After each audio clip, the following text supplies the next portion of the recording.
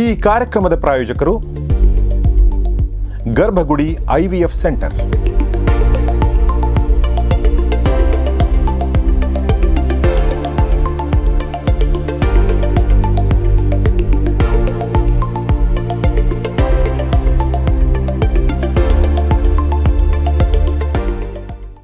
ಕನ್ನಡದೊಬ್ಬ ಪ್ರಖ್ಯಾತ ನಟಿ, ಎಲ್ರಿಗೂ ಗೊತ್ತಾಗುತ್ತೆ, ನಾನು ಹೆಸರು ಹೇಳಬೇಕಾಗಿಲ್ಲ.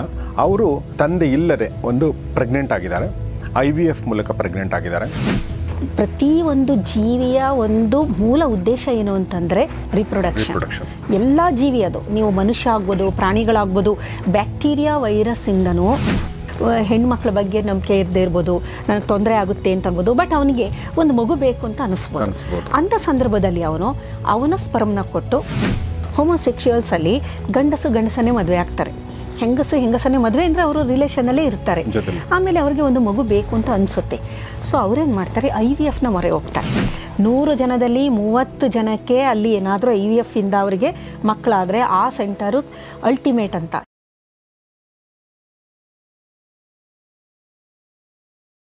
ಸ್ನೇಹಿತರೆ ನಮಸ್ಕಾರ. ಗೌರಿ ಶಕ್ಕಿ ಸ್ಟುಡಿಯೋದ ಈ ವಿಶೇಷ ಕಾರ್ಯಕ್ರಮ ಫ್ಯಾಮಿಲಿ ಡಾಕ್ಟರ್, ನಿಮಗೆಲ್ಲ ಆತ್ಮೀಯ ಸ್ವಾಗತ. ನಾನು ಗೌರಿ ಶಕ್ಕಿ.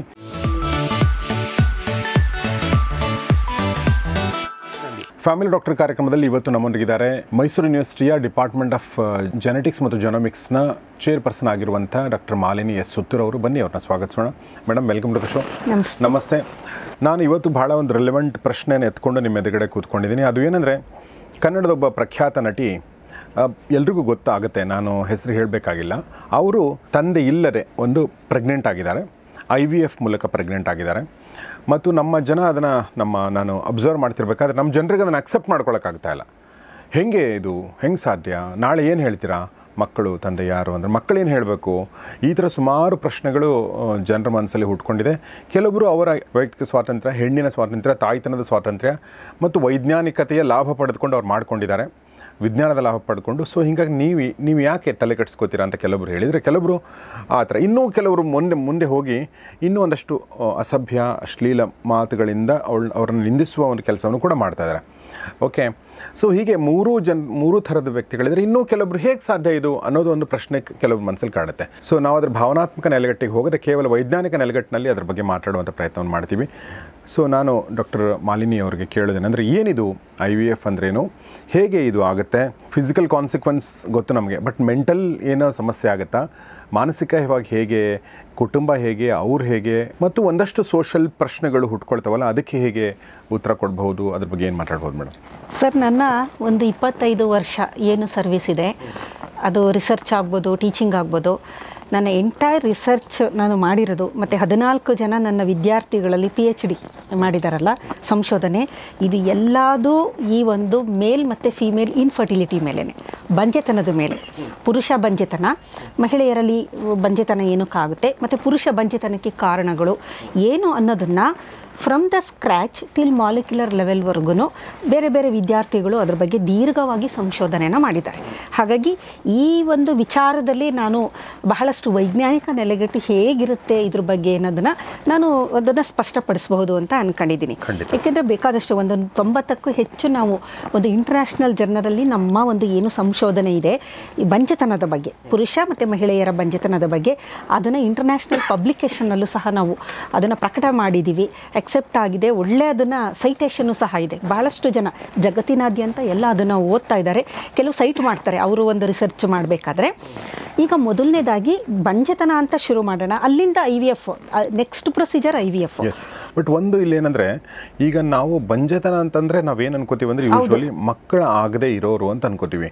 ಬಟ್ ನಾನು ಯಾವುದು ಉದಾಹರಣೆ ಕೊಟ್ಟೆ ಅಲ್ಲಿ ಬಹುಶಃ ಬಂಜೆತನ ಇರಲಿಕ್ಕಿಲ್ಲ. ಸೊ ಹೀಗಾಗಿ ದಯವಿಟ್ಟು ಅದನ್ನು ಆ ನಟಿಯ ಬಗ್ಗೆ ಮಾತಾಡ್ತಾ ಇಲ್ಲ, ಅದನ್ನು ದಯವಿಟ್ಟು ತಿಳ್ಕೊಳ್ಳಿ. ನಾವು ಅದನ್ನೇ ಉದಾಹರಣೆಗೆ ಇಟ್ಕೊಂಡು ಅದರ ಒಂದು ಸ್ಕ್ರ್ಯಾಚಿಂದ, ಅಂದರೆ ಗಂಡ ಹೆಂಡತಿ ಇರ್ತಾರೆ ಬಟ್ ಮಕ್ಕಳಾಗಲ್ಲ ಏನೋ ಕಾರಣಗಳಿಂದಾಗಿ, ಗಂಡನ ಕಾರಣ ಹೆಣ್ಣಿನ ಕಾರಣದಿಂದಾಗಿ, ಆಗ ಏನು ಮಾಡ್ತಾರೆ ಅನ್ನೋದನ್ನು ಮೇಡಮ್ ಹೇಳ್ತಾ ಇದ್ದಾರೆ ಸದ್ಯಕ್ಕೆ. ಅದಾದ ನಂತರ ನಾವು ಸಿಂಗಲ್ ಪೇರೆಂಟಿಂಗ್ ಬಗ್ಗೆ ಆಮೇಲೆ ಮಾತಾಡ್ಬೋದು. ಖಂಡಿತ. ಈಗ IVF ಅಂತ ನೀವು ಹೇಳಿದ್ರಲ್ಲ, IVF ಪ್ರೊಸೀಜರ್ಗೆ ಹೋಗಬೇಕಾದ್ರೆ ಯಾವ ಸಂದರ್ಭದಲ್ಲಿ ಹೋಗ್ತೀವಿ ಅನ್ನೋದು ಮೊದಲನೇದು. ಯಾವ ಸಂದರ್ಭ, ಯಾರ್ಯಾರು IVF ಪ್ರೊಸೀಜರ್ಗೆ ಒಳಪಡ್ತಾರೆ, ಆಮೇಲೆ IVF ಅಂದರೆ ಏನು ಅದ್ರ ಬಗ್ಗೆ ನಾವು ಸ್ವಲ್ಪ ಮಾತಾಡೋಣ. ಈಗ ಯಾರು ಅಂತಂದಾಗ ಸಾಮಾನ್ಯವಾಗಿ ಪ್ರತಿಯೊಂದು ಜೀವಿಯ ಒಂದು ಮೂಲ ಉದ್ದೇಶ ಏನು ಅಂತಂದರೆ ರಿಪ್ರೊಡಕ್ಷನ್. ಎಲ್ಲ ಜೀವಿ, ಅದು ನೀವು ಮನುಷ್ಯ ಆಗ್ಬೋದು, ಪ್ರಾಣಿಗಳಾಗ್ಬೋದು, ಬ್ಯಾಕ್ಟೀರಿಯಾ ವೈರಸ್ಸಿಂದನೂ ಅದರ ಬದುಕಿರೋ ಉದ್ದೇಶ ಏನು ಅಂತಂದರೆ ಫೈನಲಿ ಅದು ರಿಪ್ರೊಡ್ಯೂಸ್ ಆಗಬೇಕು. ತನ್ನ ಜೀನ್ಸ್ ಏನಿದೆ ಅದು ಹಾಗೆ ಅದು ಹಾಳಾಗಬಾರ್ದು, ಅಂದರೆ ನಶಿಸಿ ಹೋಗಬಾರ್ದು, ಅದು ಮುಂದೆ ಬರಿತಾನೇ ಇರಬೇಕು ಅನ್ನೋ ಒಂದೇ ಒಂದು ಕಾರಣ. ಜಗತ್ತಿನಲ್ಲಿರುವ ಎಲ್ಲ ಜೀವಂತವಾಗಿರುವಂತಹ ಎಲ್ಲ ಜೀವಿಗಳ ಮೂಲ ಉದ್ದೇಶ ಲೈಫ್ದು ಅದೇನೆ. ನಾನು ಇನ್ನೂ ಇರಬೇಕು, ನಾನು ಯಾವ ಥರ ಇರ್ತೀನಿ, ನಾನು ಇಮ್ಮಾರ್ಟಲ್ ಅಲ್ಲ, ನನಗೆ ಒಂದು ಸರ್ಟೆನ್ ಏಜ್ ಆದಮೇಲೆ ಪ್ರತಿಯೊಂದು ಜೀವಿನೂ ಮರಣನ ಹೊಂದೇಬೇಕು. ಆದರೆ ಅದರಲ್ಲಿರುವ ಅಂಶಗಳು, ಅದು ಜೀನ್ಸ್ ಏನಿದೆ, ಅದರ ಕ್ಯಾರೆಕ್ಟರ್ಸ್ ಏನಿದೆ, ಅದು ಇನ್ನೊಂದು ಜನರೇಷನ್ಗೆ ಪಾಸ್ ಆನ್ ಆಗ್ತಾನೇ ಇರುತ್ತೆ. ಕರೆಕ್ಟ್, ಅದು ಅದೇ ಮೂಲ ಉದ್ದೇಶ. ಬಟ್ ನನಗೆ ಆಶ್ಚರ್ಯ ಆಗೋದು, ಇದು ಪಾಯಿಂಟ್ ತುಂಬ ಚೆನ್ನಾಗಿದೆ ನೀವು ಹೇಳಿದ್ದು. ಇದು ನಮ್ಗೆ ಯಾಕೆ ಇರುತ್ತೆ ಅಂತ. ವೈ ಅಂದರೆ ನಮಗೆ ನೀವು ಆಬ್ವಿಯಸ್ ಆಗಿ ನಾವು ಯೋಚನೆ ಮಾಡ್ತೀವ, ಹೌದು ನನ್ನ ಜನ್ರೇಷನ್ ಇರಬೇಕು, ನನ್ನ ಮಕ್ಕಳು ಬೆಳಿಬೇಕು ಅಂತಂದಾಗ ನಾವು ಅದ್ರ ಬಗ್ಗೆ ಅಷ್ಟೊಂದು ಯೋಚನೆ ಮಾಡಿರಲ್ಲ. ಬಟ್ ನಮ್ಮ ಸೆಟಲ್ ಲೆವೆಲಲ್ಲಿ, ನಮ್ಮ ಒಂದು ಸಬ್ ಕಾನ್ಷಿಯಸ್ ಲೆವೆಲಲ್ಲಿ ನಾವು ಮದುವೆ ಮಾಡ್ಕೋತೀವಿ, ಮಕ್ಕಳು ಮಾಡ್ಕೋತೀವಿ, ಮೊಮ್ಮಕ್ಕಳು ನೋಡ್ಬೇಕು ಅನ್ಕೋತೀವಿ, ಮೊಮ್ಮಕ್ಕಳು ಮದುವೆ ಮಾಡ್ಬೇಕು ಅನ್ಕೋತೀವಿ. ಈ ಥರ ಯಾವ ಲೆವೆಲಲ್ಲಿ ವರ್ಕ್ ಆಗುತ್ತೆ ಅಂತ ಅದು ನನಗೆ ಅದೊಂದು ಇನ್ಸ್ಟಿಂಕ್ಟ್ ಬಿಹೇವಿಯರ್ ಅಂತ ಇರ್ಬೋದು. ಏನಕ್ಕೆ ಅಂತಂದರೆ ಬರೀ ಮನುಷ್ಯನಿಗೆ ಅಲ್ಲ, ಪ್ರತಿಯೊಂದು ಪ್ರಾಣಿಗಳು, ಪಕ್ಷಿಗಳು, ವೈರಸ್, ಬ್ಯಾಕ್ಟೀರಿಯಾ, ಫಂಗೈ, ಪ್ರತಿಯೊಂದು ಜೀವಿ ಅದು ಮನುಷ್ಯನಷ್ಟು ಕಾಂಪ್ಲೆಕ್ಸ್ ಆಗಿ ಯೋಚನೆ ಮಾಡೋಕ್ಕಾಗೋದಿಲ್ಲ. ಹಾಗಾಗಿ ಅದೊಂಥರ ಇನ್ಸ್ಟಿಂಕ್ಟ್ ಬಿಹೇವಿಯರ್. ಅಂದರೆ ನಾನು ಇಲ್ಲದೆ ಹೋದರೂ ನನ್ನ ಕ್ಯಾರೆಕ್ಟರ್ಸು, ನನ್ನ ಜೀನ್ಸ್ ಏನಿದೆ ಅದು ಮುಂದಿನ ಜನರೇಷನ್ಗೆ ಹಾಗೆ ಟ್ರಾನ್ಸ್ಫರ್ ಆಗ್ತಾ ಹೋಗುತ್ತೆ. ಆನಿಮಲ್ ಇನ್ಸ್ಟಿಂಕ್ಟ್ ಬೇಸಿಕಲಿ ಒಂದು ಇನ್ಸ್ಟಿಂಕ್ಟ್ ಥರನೇ ಅದು ವರ್ಕ್ ಆಗ್ತಾ ಬರುತ್ತೆ.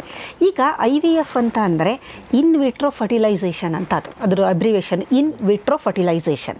ಇದರಲ್ಲಿ 2 ಥರದ ಕಾನ್ಸೆಪ್ಟ್ ಇದೆ, ಇನ್ ವಾಯ್ವೋ, ಇನ್ ವಿಟ್ರೋ ಅಂತ.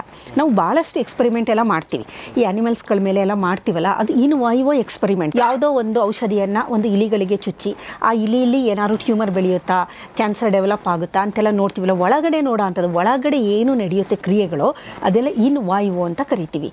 ಇನ್ ವಿಟ್ರೋ ಅಂದರೆ ದೇಹದಿಂದ ಹೊರಗಡೆ ಏನೇ ಕ್ರಿಯೆ ನಡೆದರೂ ಇನ್ ವಿಟ್ರೋ ಅಂತ ಕರಿತೀವಿ.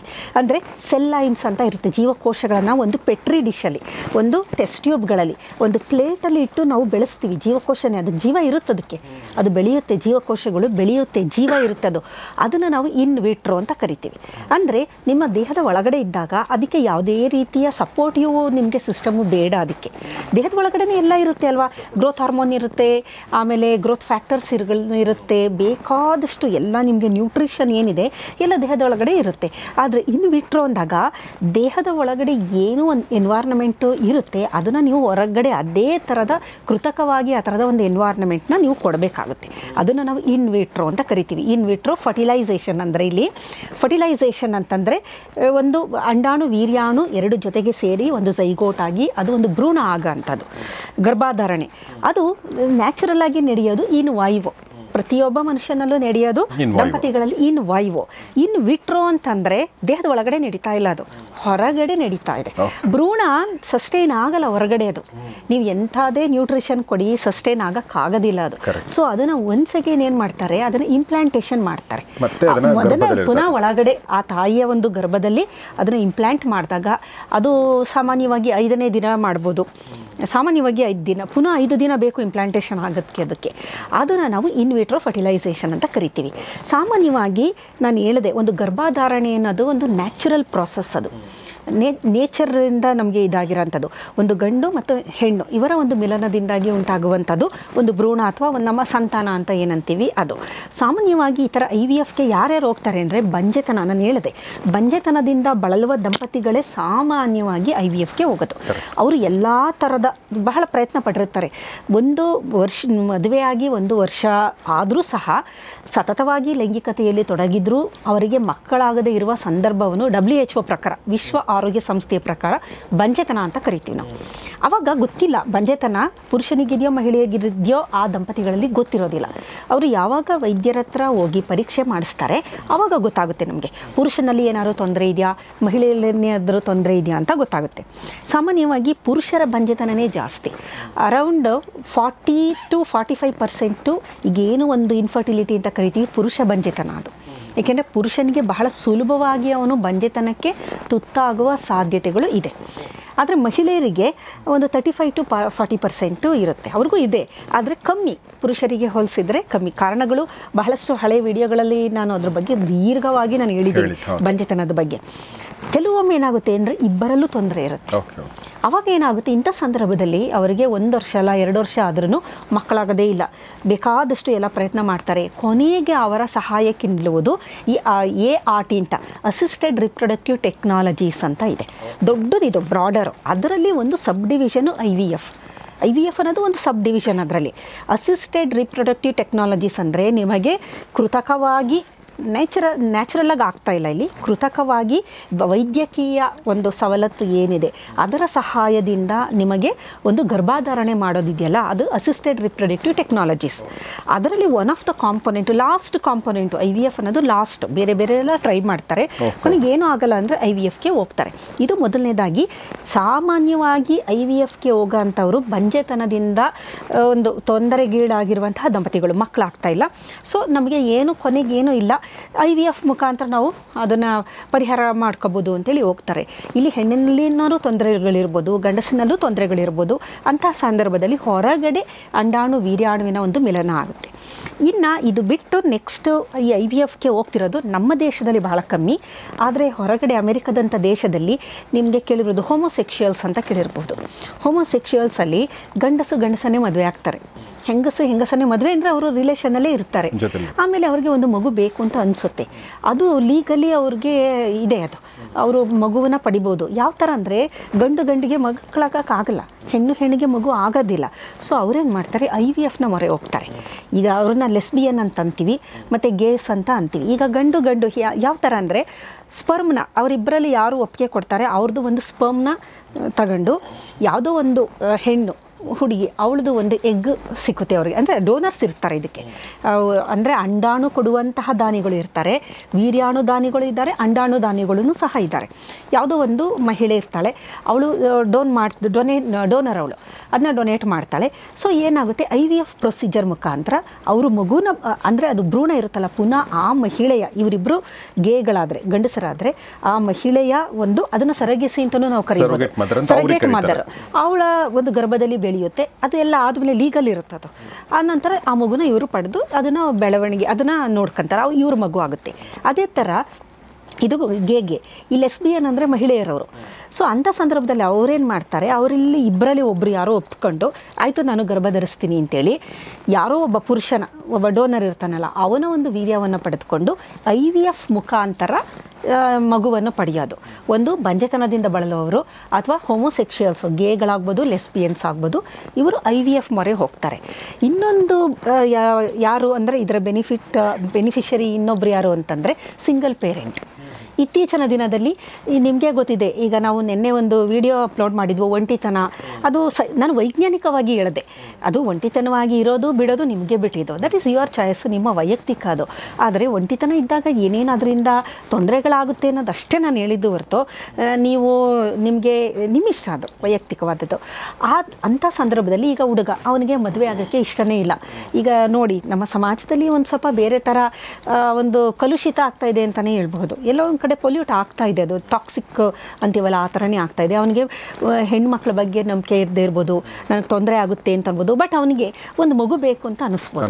ಅಂಥ ಸಂದರ್ಭದಲ್ಲಿ ಅವನ ಸ್ಪರ್ಮ್ನ ಕೊಟ್ಟು ಯಾರೋ ಒಬ್ಬರು ಸರಗೇಟ್ ಒಬ್ಬರು ಲೇಡಿ ಒಪ್ಕೊಂಡ್ರೆ ಅವರ ಗರ್ಭದಲ್ಲಿ ಇವನ ಒಂದು ಸ್ಪರ್ಮ್ನ ಕೊಟ್ಟು ಆಕೆಯ ಅಂಡಾಣು ಅದರಲ್ಲಿ ಆ ಒಂದು ಮಗುನ ಪಡೆದು ಇವನು ಸಾಕ್ಬೋದು. ಅದು ಒಂದು ಆಪ್ಷನ್, ಅದು ಸಿಂಗಲ್ ಪೇರೆಂಟ್. ಅದು ಕೂಡ ಈಗ ನಮಗೆ ಫಾರ್ ಎಕ್ಸಾಂಪಲ್ ಹಿಂದಿ ಚಿತ್ರರಂಗದಲ್ಲಿ ಕರಣ್ ಜೋಹರ್ ಅವರು ಅಥವಾ ಈಗ ಸಿಂಗಲ್ ಪೇರೆಂಟ್, ಈಗ ನಟಿ ಬಗ್ಗೆ ನೀವು ಹೇಳಿದ್ರಿ, ಅವರು ಸಹ ಮದುವೆ ಆಗಿಲ್ಲ, ಅವ್ರಿಗೆ ಒಂದು ತಾಯ್ತನ ಬೇಕು ಅಂತ ಅನಿಸಿದೆ, ಒಂದು ಮಗು ಬೇಕು, ತನ್ನದೇ ಆದ ಒಂದು ಮಗು ಬೇಕು ಅಂತ ಅನಿಸಿದೆ.